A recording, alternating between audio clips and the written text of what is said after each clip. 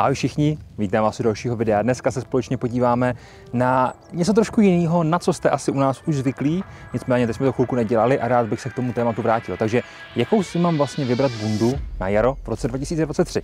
Jdeme na to.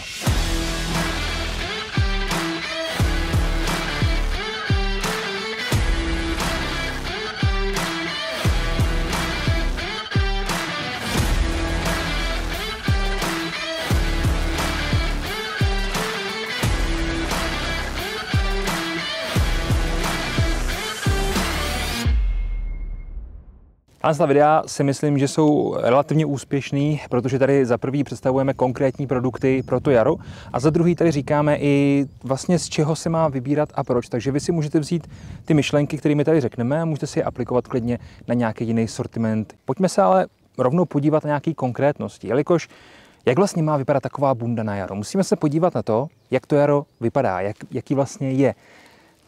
Trošku nám tady furt prší, furt může sněžit, většinou fouká studený vítr a většinou taky ještě bývá furt trošku zima. Dneska je to teda výjimka, dneska je teda asi 17 stupňů, ani nevím, kolik je na sluníčku, ale solidně se tady peču, takže to vezmu rychle, jelikož bych tady nerad se začal potit a vypadal tady zase jak přerodlý kačer, to zkrátka ne. Takže potřebujeme bundu, která nám neprofoukne, potřebujeme bundu, která zároveň bude prodyšná. Určitě potřebujeme, aby byla částečně zateplená, ideálně, nemusí být, ale je to lepší.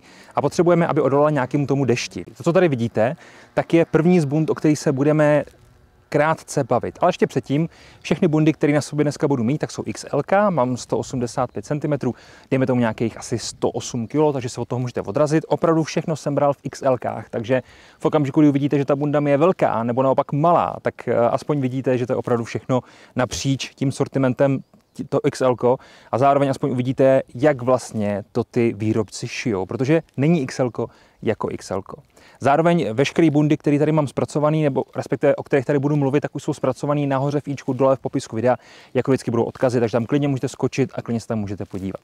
První bunda, tady o které se budeme bavit, je Neba od společnosti Tilak. Od společnosti Tilak, které bude mít několik bund, stejně jako od Helikonu, jako od Ventagonu a tak dále. S těma hybridníma záležitostmi, co tady teď Tilak poslední léta dělá, což Neba vlastně je, tak je to úplně super. Musíte to brát tak, že ne každý materiál se vždycky musí nutně hodit pro každou příležitost. Takže je super, když tady kombinují různý materiály, které mají různé vlastnosti. V tomhle případě tady máme Pertex Quantum Air, což je vlastně hlavní materiál téhle bundy, ale zevnitř, když to rozepnete, tak máte Polartec Alpha Direct, což je naprosto parádní materiál, troufnu si říct 21. století, kdy vlastně on hřeje, skvěle propouští vzduch, tedy skvěle větrá, co se týče ven, ne dovnitř, a zároveň dokáže rychle schnout, což si myslím, že jsou vlastnosti, které jsou velice důležité. Bunda je jinak moc pěkně střižená, vyrábí se ve 3 barvách, máme tady černou, máme tady zelenou a máme tady multikem a vyrábí se ve velikostech od S do 2XL, jak jsem říkal, tohle je XL. Když se pak na tu konstrukci podíváme, zjistíme, že ty rukávy jsou opravdu velice slabý, to je vlastně jenom taková větrovka a na trupu a na zádech už máme vlastně ten Polartec Alpha Direct, což je super, jelikož ty důležité místa, které potřebuju mít v teple, tak mi to pěkně vyhřejvá. Měl jsem ji asi přes 14 dny na sobě, v peci pod sněžkou byly 4 stupně, chodili jsme tam někde po vrškách a bylo mi v ní velice dobře, dokud jsme chodili. Pochopitelně, když pak zastavíte, začne foukat vítr, ačkoliv je to větrovka, stejně se ochladí ten materiál, takže to už potom nemusí být tak příjemný a potom, když jsme seděli někde 20-30 minut venku, tak už to nebylo nic moc. A dokud jsem chodil, naprostá paráda. Když se budeme chtít bavit o nějakých věcech, máme tady elastický konce rukávů, moc pěknou konstrukci, která krásně drží na tom těle. Samozřejmě Y kázy, máme tady pochopitelně i kapucu. Uvnitř toho límce je takový mikroflís, aby to bylo příjemný na pusu, aby to nestudilo, zároveň aby to nenamrzalo, což je super. Jak je vidět, ta délka je za mě taky moc pěkně udělaná. Víceméně vzadu to mám takhle prodloužený a ten střih na mě moc pěkně sedí, což je pochopitelně důležitý, protože když už s tím budu vykonávat nějakou činnost, tak potřebuju, aby ta bunda na mě držela co nejlíp, aby zkrátka mě neomezovala v tom pohybu, což si vlastně můžeme zařadit jako parametr i k těm jarním bundám, ale může to, nebo měla by to mít každá bunda, každý kalhoty, každý boty, zkrátka všechno, co na sebe berete, tak by tyhle základní parametry měly mít. Co se týče kapes, mám tady takhle pěkně tyhle kapsy, skoro vlastně v úrovni hrudníku, nejsou dole, takže si klidně přesto můžu cvaknout bederní pás a když to rozepnu, můžu si všimnout z toho materiálu kabelu od mikrofonu a samozřejmě vnitřní kapsy jedný. Co je na tom super, tak tady máme i dvoucestný zip, takže já vlastně úplně v pohodě, když se teda dobře trefím, tak úplně v pohodě si to můžu i rozepnout ze spoda. Takže já si to vlastně dám ke krku, rozepnu si to ze spoda a co je na tom super, tak zkrátka stále ty dýchací cesty, ty průdušky, ten krk mám v teple, ale na tom trupu můžu větrat, což si myslím, že je paráda. A zase ten spodní zip má samozřejmě vícero využití. Když potřebujete na záchod, můžete si rozepnout, když potřebujete pracovat s úvazkem, můžete si to rozepnout a tak dále. To už je potom na vás, jak to budete chtít dělat. Nicméně věřím, že o téhle bundě už to bude tak nějak všechno a pojďme se podívat na další kousek, který je taky od Tilaku a jedná se o bundu, která se jmenuje Nosha. Nosha, jak jsem říkal, zase od společnosti Tilak, je víceúčelová softšelová bunda, která spolíhá na to, že potřebujete, aby vás kompletně celýho chránila. A to jak proti větru, tak samozřejmě proti dešti, samozřejmě proti jakýmkoliv dalším přírodním vlivům. Nicméně, v tomhle případě se ještě navíc jedná, stejně teda jako u té Neby, jako jsme mluvili před chvilkou, se jedná o verzi MIG, tedy Military Gear. Je to dělaný pro armádu a jsou tady určitý změny oproti klasickým civilním verzím. Máme to ve 4 barvách, od kojotí přes zelenou, po černou a samozřejmě multikem. Velikosti zase S až 2XL, zase mám na sobě to XL. Ta bunda, když se na ní podíváme, tak vidíme spoustu různých prvků, který zkrátka už nám říkají, že to je relativně složitější záležitost. Proč? Když se podíváme, máme tady třeba stahovatelné manžety na koncích rukávů, máme tady odolný materiál pěkný takhle ze spoda, když se někde opřeme, spadneme cokoliv, tak aby to zkrátka vydrželo, protože je velký problém, když si koupíte takovouhle bundu a někde byste šli a spadli. Samozřejmě Tilak je schopný vám to opravit, což je super, ale i tak je super, že tady mám vlastně materiál, který je značně odolnější.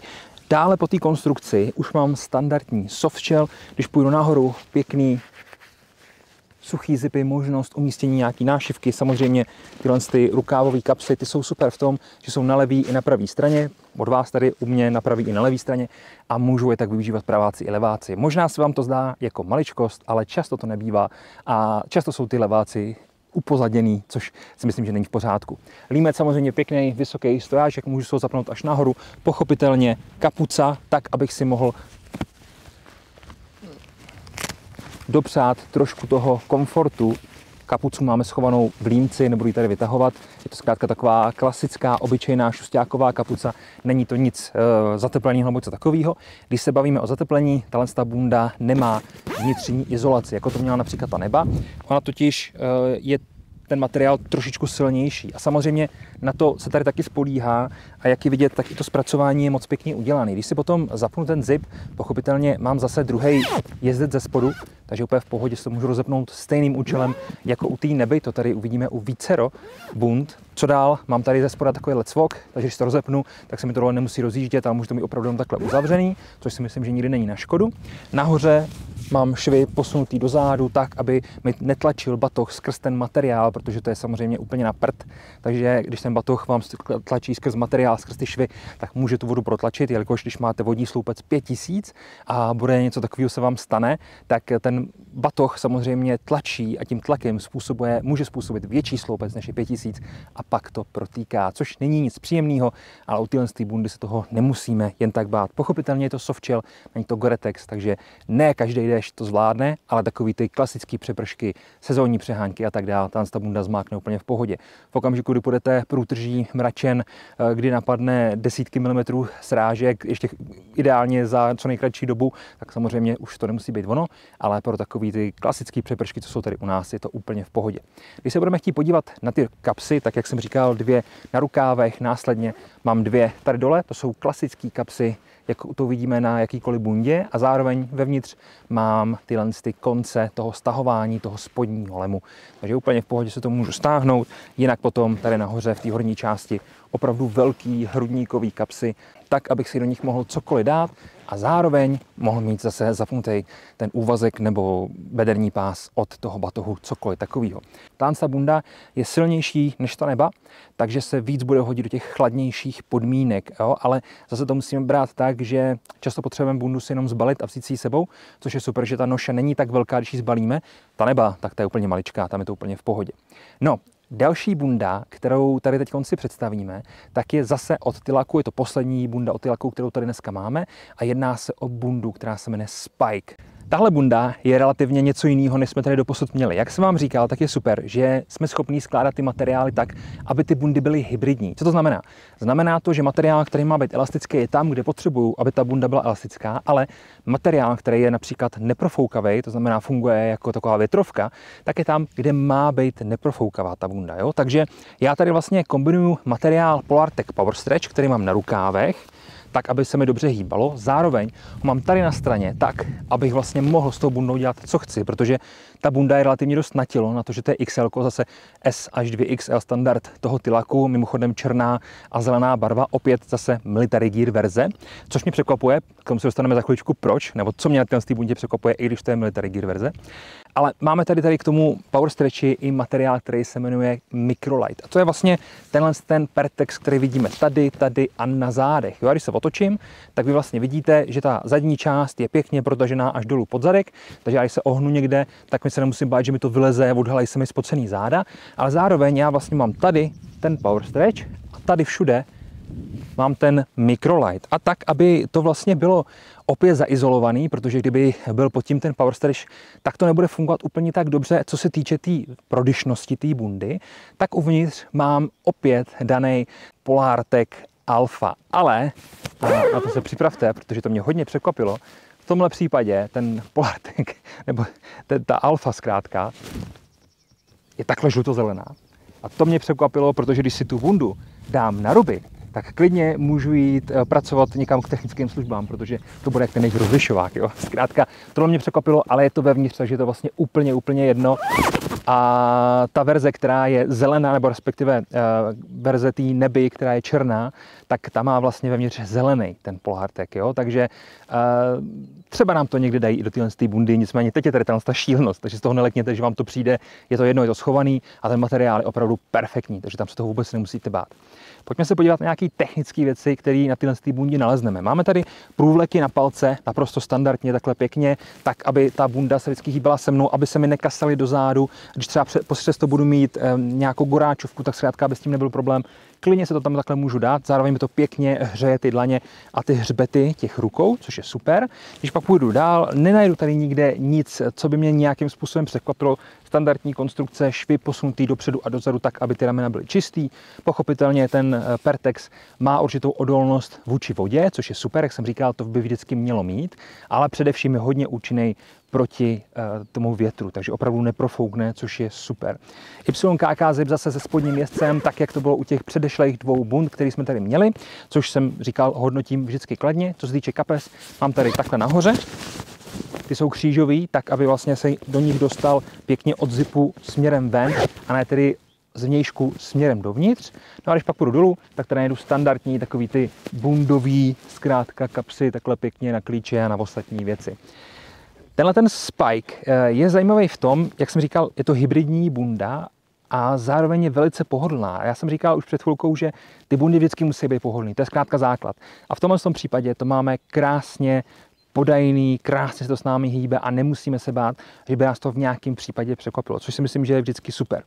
Tak, další bunda, na kterou se tady spolu podíváme, tak je už od jiné společnosti, už to není Tilak, ale jedná se o společnost Defcon 5. A tahle bunda je opět hybridní.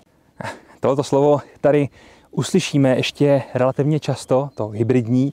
Nicméně, u téhle bundy je krásně vidět to, co jsem říkal předtím.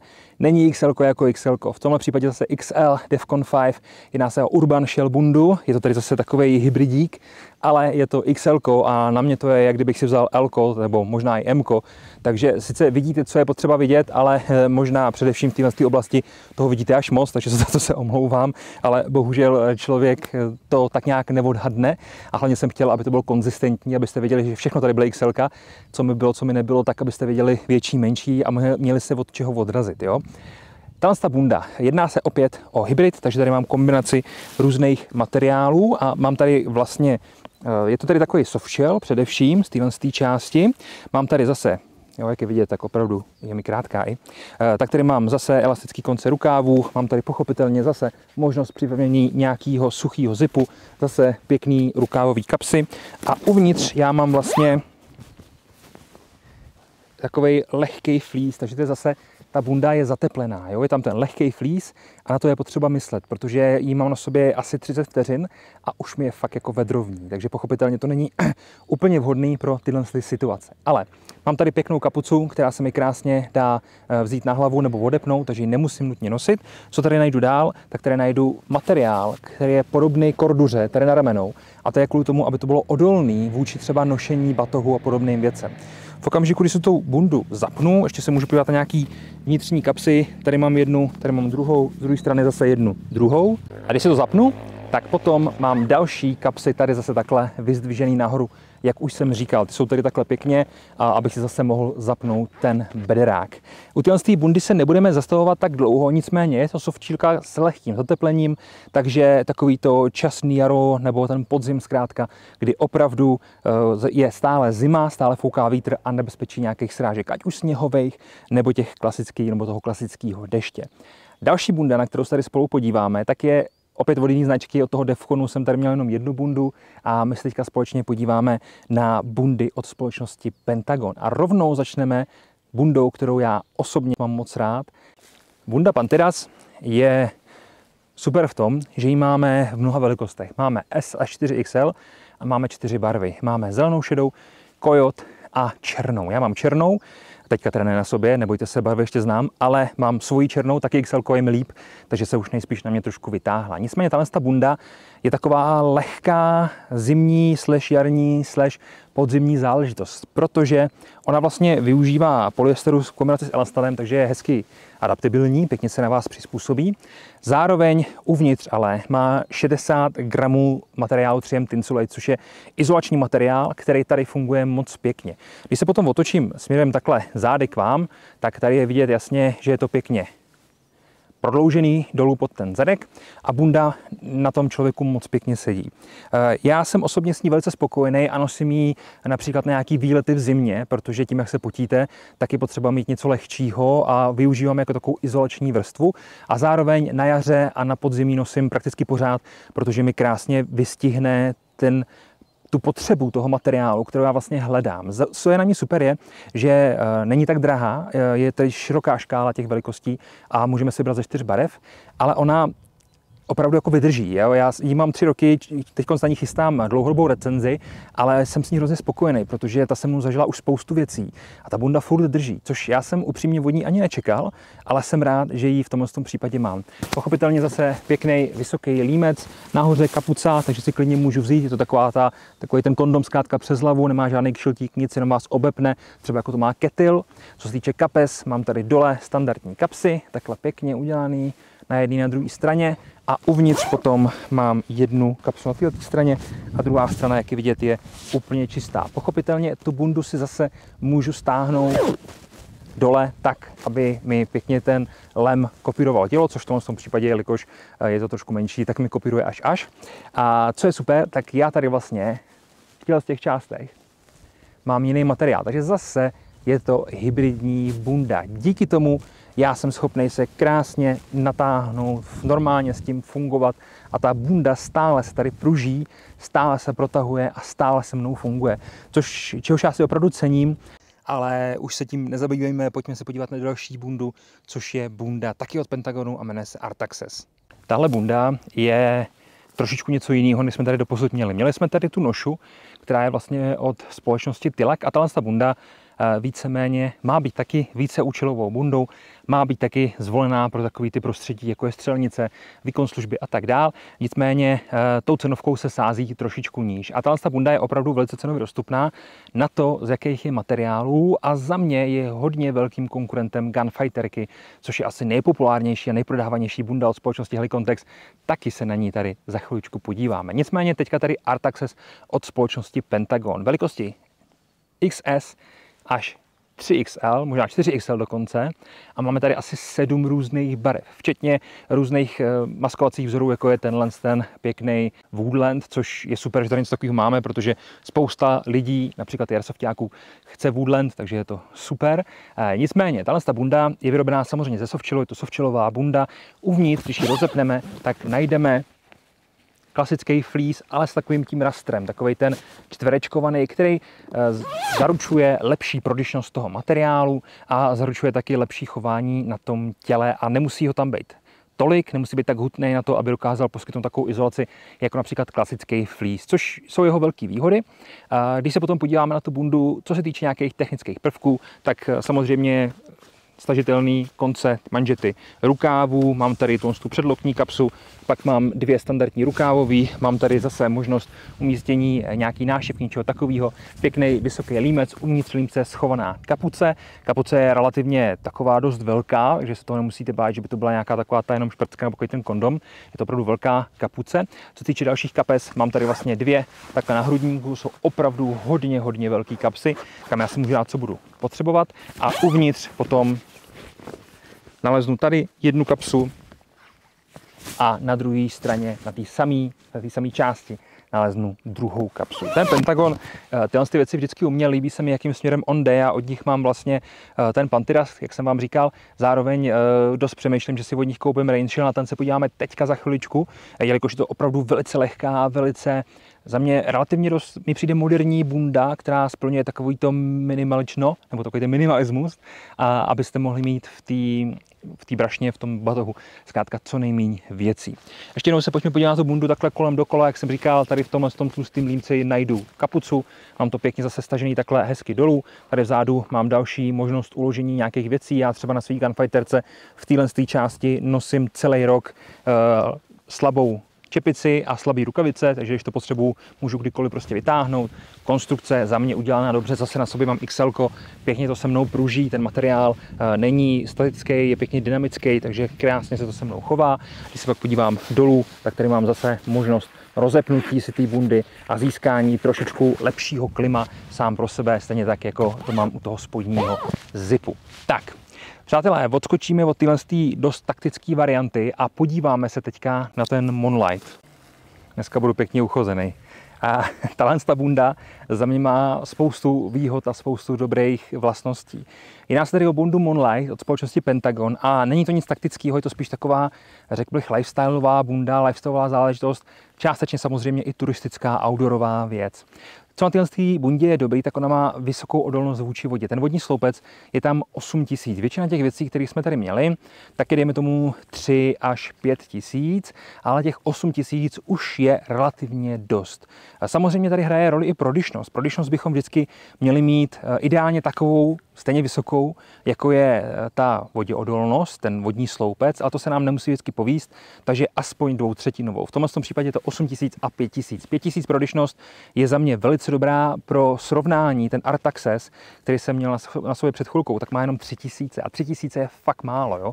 V tom se budete dost potit, když někde půjdete, a ta bunda i právě proto je vhodná do toho teplejšího počasí, jelikož já, když ji rozepnu, tak tady nikde nemám žádný fleece, nic takového. Díky tomu to dobře větrá, díky tomu je lehčí, díky tomu je zbalitelnější a díky tomu se víc hodí právě do těch teplejších dní a můžu ji úplně v pohodě používat i v létě. To je na ní geniální, že já ji vlastně i s dobrou mikinou můžu používat většinu roku, jo? Protože mi neprofoukne, nepromokne, zároveň izoluje, což je super. A já, když si potom vezmu dobrou technickou mikinu, tak to můžu nosit klidně i v teplejší zimní dny, a nebo samozřejmě na nějaký zimní vycházky, kde já si vyjdu, nefouká úplně moc větru, sundám si to, mám jenom mikinu prostě tak, abych větral, tak abych se nepotil, a na to si pak vezmu třeba tohle v okamžiku, kdy začne foukat vítr a nemám třeba žádnou větrovku nebo žádnou guráčovku nebo něco takového. Tak, to bylo trošku vyčerpávající. Velikosti XS až 3XL, barev tady máme, myslím, 5 nebo něco takového. Je tady tahle kombinace s kojotem, pak je celá černá, pak je se zelenou a myslím ještě se šedivou. Takže 4 až 5 barev. Podívejte se zase dole v popisku videa, najdete odkazy. Co se týče nějakých prvků, mám tady pěkný manžety, který se mají stáhnout. Když půjdu nahoru, zase švy posunutý tak, aby mě to nějakým způsobem nezhoršovalo vlastnosti té bundy. Pěkný vysoký límec, zároveň kapuca, která je relativně velká, pohodlná, má takový malý šiltík, což je super. Když se potom podívám dovnitř, mám tady samozřejmě parádní zip, který je podpořený touhle s tou vnitřní légou, což je super, jelikož já potom se nemusím bát, že by ten zip nějakým způsobem profukoval. Nemám tady druhý jezdec, což jasně napovídá, že to je spíš taková civilní lifestyleová záležitost, která zkrátka mě má podpořit při chození do práce a není to nic, kam bych si lípnul nějakou nášivku, vzal si helmu a šel s tím střílet na střelnici. Můžu, ale nemám tady tyhle věci, které mi k tomu přispívají, že to je vlastně taktický. Když se o tom otočím, je jasně vidět, že zase ta zadní část je prodloužená, pochopitelně. Tady mám i stahování dole toho spodního lemu tak, abych mohl bez problémů s tím fungovat. A je to XL jako všechno ostatní a tady je vidět, že ta bunda mi sedí relativně dobře. Takže jak jsem říkal, není XL jako XL. Co se týče kapes, mám tady standardní takovýhle, chtěl jsem říct bundový kapsy, ale oni jsou relativně vysoko a zároveň nízko, že jsou jako takový velký. Úplně v pohodě je můžu používat například právě na nošení s batohem, jelikož se do nich dostanu i tak, protože se to můžu také trošku jenom stáhnout, pak se do nich dostanu. Takže za mě taky OK. A jinak ta bunda tím, že je relativně jednoduchá, tak si k ní už nemusíme víceméně nic říkat. Ale co bych tady rád zmínil, tak je jedna taková důležitá věc a to je ta elasticita. Protože ta bunda má samozřejmě nějaký DVR-kový zátěry a tak dále. Ten materiál sám za sebe je smíchaný s nějakým elastanem nebo zkrátka takovým materiálem, takže to opravdu dobře to drží na tom těle, dobře to s námi hýbá a zase to nesnižuje tu svobodu toho pohybu. Přátelé, tohle byla Monlight od společnosti Pentagon, taková jejich lehká rangelová bunda. A teďka se podíváme už na společnost Helicontext a rovnou na tu gunfighterku, o který jsem říkal, že je legenda a podle ní za mě je dost udělaná právě ta bunda Artaxes od Pentagonu. Já si myslím, že na první pohled, když se na tu gunfighterku podíváme, tak z toho vidíme dvě věci. Za prvý je opravdu podobná tomu Artaxesu a za druhý je vidět, že je špinavá, že je nošená. Je to moje bunda, kterou já mám asi skoro 4 roky, nosím ji velice často. Nosil jsem ji často v kombinaci s Patriotkou, což je mikina od společnosti Helicontext. A ta kombinace je za mě nezničitelná. Já jsem v tom chodil v zimě, chodil jsem v tom na výlety v zimě a tak dále. Zkrátka funguje to dohromady velice dobře. Už hlavně proto, že ta bunda je podpořená zevnitř zase flísem a ta Pentagonka, respektive, ta Patriotka, tak má asi nějakých 300 gramů, možná ještě víc, jakoby hmotnost toho materiálu metr čtvereční, takže opravdu hodně hutná, jo? Takže dohromady to funguje skvěle. Ale pojďme se na tu bundu podívat. Líbí se mi, že je elastická, líbí se mi, že se vyrábí v mnoha velikostech, je to někde od SK až po 4XL, což je obrovská škála velikostí a k tomu samozřejmě patří i obrovská škála barev. Ta bunda se nachází nebo se dá zakoupit asi v 8 různých barevných variantách, možná jich je ještě víc, protože jsme nějaký přidávali. Nicméně mám tady světle šedou, tmavou šedou, mám tady zelenou, mám tady Kojota, mám tady různý maskovací vzory přes takový ten grom, nebo jak se to jmenuje, zkrátka, že to vypadá jako mulťák, mám tady samozřejmě Flektarn a ta podobné věci, takže opravdu věřím, že si vybere každý. Nicméně chci to rychle zakončit, tuhle část o tomhle bundě, protože je opravdu velice teplá a už se v ní potím. A když na ruce před sebe, zase stahovatelné manžety, opět předlokní kapsa, rukávový kapsy, zase tyhle velcro panely, zkrátka ta bunda je hrozně podobná tomu Artaxesu. Vysoký, pěkný límec, vzadu kapuce, kterou jsem schopnej si do toho límce schovat, což je zase super, jelikož tomu bundu můžu zmenšit. Její problém je, že váží kilo, což ne pro každého musí být super, protože já když chodím a chci mít v batohu, taky velká do toho batohu, ale na normální nošení je furt super, jo? To mě zase neberte špatně. Zase máme tady druhý jezdec ze spoda, zase máme tady ventilační otvor v podpaží, takže opravdu ta bunda je vybavená tak, aby vám pomohla v jakýkoliv situaci, a chci říct skoro i jakýkoliv roční období, ale pochopitelně, když bude venku 30 a bude pršet, tak si ji nevezmete, protože jak jsem říkal, tím, že tady mám ten fleece, tak je to relativně teplý, ale skvěle se hodí pro jaro, pro podzim, částečně pro zimu, když to dokážete zkombinovat s nějakou dobrou mikinou. Co se týče kapes, jak jsem říkal, tady máme tady tyhle dvě vrchní hrudníkový, zase tak, abych si to mohl zkombinovat pěkně s tím bederním pásem. Uvnitř mám ještě takový malý kapsičky.